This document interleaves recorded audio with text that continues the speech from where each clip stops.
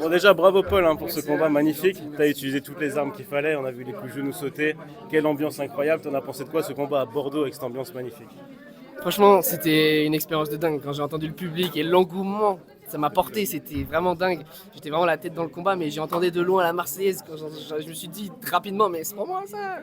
J'ai cru que normalement, quand ils font ça à l'UFC, tu vois, là, le public. Donc, ça m'a vraiment impressionné, c'était dingue.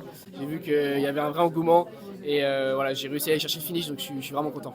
Et niveau sensation, tu as découvert des nouvelles sensations en professionnel là? Ouais, complètement. Essayer de mettre les coudes. Quand j'étais contre la cage, j'ai essayé de mettre des coudes bien pointus là, dans la tempe.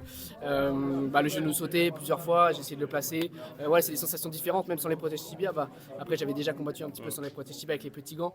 Mais c'est bien de le faire dans la cage. 3 x 5. Au deuxième, j'étais pas spécialement fatigué. J'ai vu que lui, son régime, il a vite baissé. Après, je l'avais dans l'étranglement pendant plusieurs secondes, donc ça a joué. Et voilà, je l'ai eu au foie et il a abandonné. Donc c'était magnifique. Franchement, bravo. Merci beaucoup, c'est gentil. Donc Cheikh Baris, champion de l'Hexagone, toujours et invaincu. Moi j'ai une question sur l'adversité en France. Comment tu vas faire maintenant pour la suite?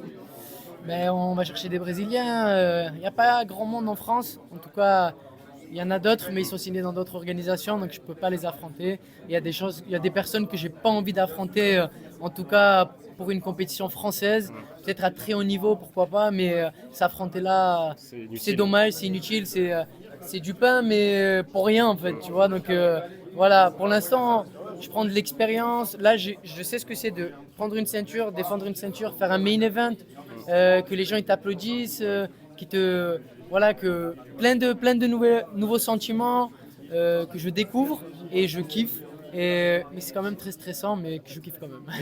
T'as le sentiment de la première ceinture, enfin de la première défense de ceinture. Exact. Là, tu as le sentiment d'être papa, c'est aussi quelque chose. Ça. De ouf. En fait, c'est la première fois. En fait, de base, avant les combats, moi, je pensais à rien. J'y vais. Et là, cette fois-ci, je sais pas, d'un coup, je pensais à ma famille. Des fois, j'ai pensé à ma femme, le bébé. Je suis quand même un peu stressé, quoi. Et après, j'ai dit, bon, allez hop, on met tout ça de côté. Le moment, c'est le moment de combattre, de faire une bagarre, de gagner. Ouais. Voilà. Après, je rentre vraiment en étant comme un malade mental dans la cage. J'ai dit, celui qui veut me gagner, il faut qu'il me mette KO, qu'il m'endort, qu'il me fasse très mal pour qu'il me gagne. Je n'abandonnerai jamais dans une cage. Donc celui qui rentre dans la cage avec moi, en tout cas, il faut qu'il soit prêt à vraiment souffrir pour me battre. Parce que Clayton, il mettait des coups, mais peu académiques. On dirait qu'il laissait un lucky punch, tu vois, pour t'avoir. C'est ça. Des fois, ça t'a touché, mais ça touchait pas bien. Donc, t'as quand même réussi à l'avoir. Ouais, c'était un très beau combat. Et juste, là, si tu peux dire un message à Dana White s'il voit cette vidéo. Dana White, let's go, brother. Merci. Merci à toi.